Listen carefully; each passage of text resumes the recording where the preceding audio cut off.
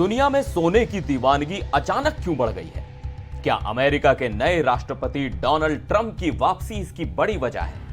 क्या उनकी trade policy से डर कर देश सोना इकट्ठा कर रहे हैं? और क्या भारत की गोल्ड खरीदारी का मतलब है कि हम धीरे धीरे डॉलर से दूरी बना रहे हैं? इन सारे सवालों के जवाब आपको इस वीडियो में मिलेंगे, तो इस वीडियो को अंत तक जरूर देखिए।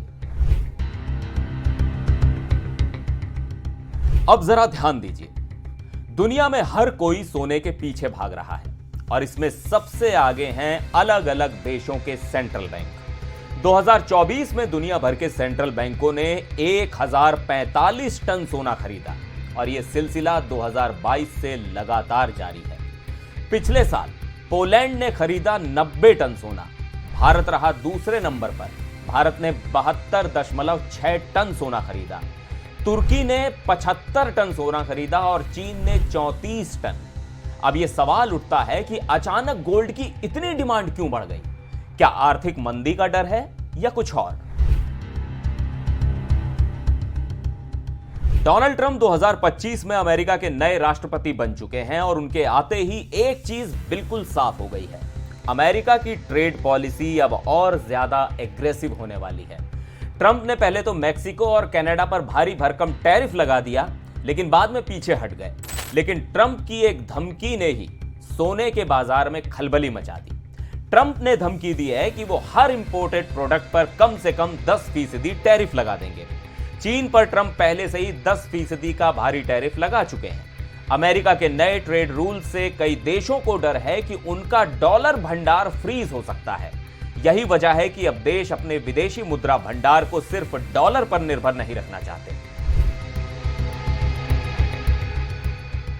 अब सवाल उठता है कि क्या भारत डॉलर से दूरी बना रहा है? 2024 में आरबीआई ने 72.6 टन सोना खरीदा। अब भारत के पास कुल 876.18 टन सोना है। पिछले साल आरबीआई ने 66.2 बिलियन डॉलर का गोल्ड रिजर्व बनाया और अब विपक्ष इस बात पर सवाल उठा रहा है। कांग्रेस सांसद मनीष तिवारी ने पूछा कि क्या यह भारत के डी डॉलराइजेशन की ओर बढ़ने का संकेत है? जवाब में वित्त मंत्री निर्मला सीतारमण ने कहा कि भारत सिर्फ अपने फॉरेन एक्सचेंज रिजर्व को डाइवर्सिफाई कर रहा है, न कि डॉलर को रिप्लेस कर रहा है। लेकिन फिर भी ग्लोबल लेवल पर देखा जाए तो कई देश डॉलर से परे सोचने लगे हैं। ट्रंप के दोबारा राष्ट्रपति बनने के बाद कुछ देशों को एक बड़ा डर सता रहा है। क्या वो फिर से किसी देश की संपत्ति जब्त कर सकते हैं? याद कीजिए, जब रूस ने यूक्रेन पर हमला किया था तब अमेरिका और उसके सहयोगियों ने रूस के 600 बिलियन डॉलर के विदेशी भंडार को सीज कर दिया था। अब ऐसे देश जिनके अमेरिका के साथ अच्छे रिलेशन नहीं हैं, वो डर रहे हैं कि उनके साथ भी ऐसा ना हो।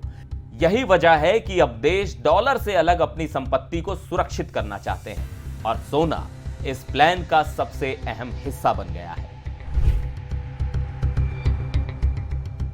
अब अगर आप सोच रहे हैं कि सोने के दाम अचानक क्यों बढ़ रहे हैं, तो इसके पीछे और भी कई वजहें हैं। पहला तो ट्रंप का डर, उनके आने से दुनिया में अनिश्चितता का माहौल बन गया है। उनकी ट्रेड पॉलिसी का कोई ठिकाना नहीं, कब किस पर टैरिफ लगा दें कोई नहीं जानता। इसलिए सरकारें सोने को एक सुरक्षित ठिकाना मान रही हैं। ये सोच रही हैं कि सोना तो सोना है, ये कभी धोखा नहीं देगा। दूसरा कारण है दुनिया में चल रहे युद्ध और महामारी का डर। यूक्रेन रूस वॉर हो रहा है, इजराइल हमास का भी झगड़ा चल रहा है, कभी भी कुछ भी हो सकता है। ऐसे में सोना ही काम आता है। ये एक ऐसी चीज है जिसकी वैल्यू कभी कम नहीं होती। ये मुश्किल वक्त में हमेशा साथ देता है। 2024 में सिर्फ 40 दिनों में सोना 10% महंगा हो गया। सोमवार को सोने की कीमतें 1.5% बढ़कर ऑल टाइम हाई पर पहुंच गई। ट्रंप के टैरिफ बम की वजह से कई निवेशकों ने न्यूयॉर्क से लंदन तक 393 टन सोने का ऑर्डर दे दिया। यानी कि आने वाले दिनों में सोने की कीमतें और बढ़ सकती हैं और सरकारें इसे जमा करके रखना चाहेंगी।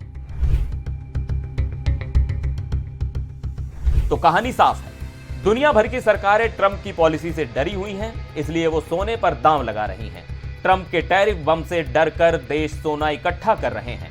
अमेरिका की अनिश्चित नीतियों की वजह से दुनिया डॉलर से दूरी बनाने की सोच रही है और भारत भी अपने रिजर्व को गोल्ड में शिफ्ट कर रहा है। तो अब सवाल यह है कि क्या 2025 में सोने की कीमतें और ऊंचाई छुएंगी और क्या दुनिया की इकोनॉमी में कोई और बड़ा बदलाव आने वाला है? आपका क्या कहना है कमेंट में जरूर बताइएगा। वीडियो अगर पसंद आया हो तो लाइक, कमेंट और शेयर करना मत भूलिए। फिर मिलेंगे अगले वीडियो में, तब तक के लिए नमस्कार।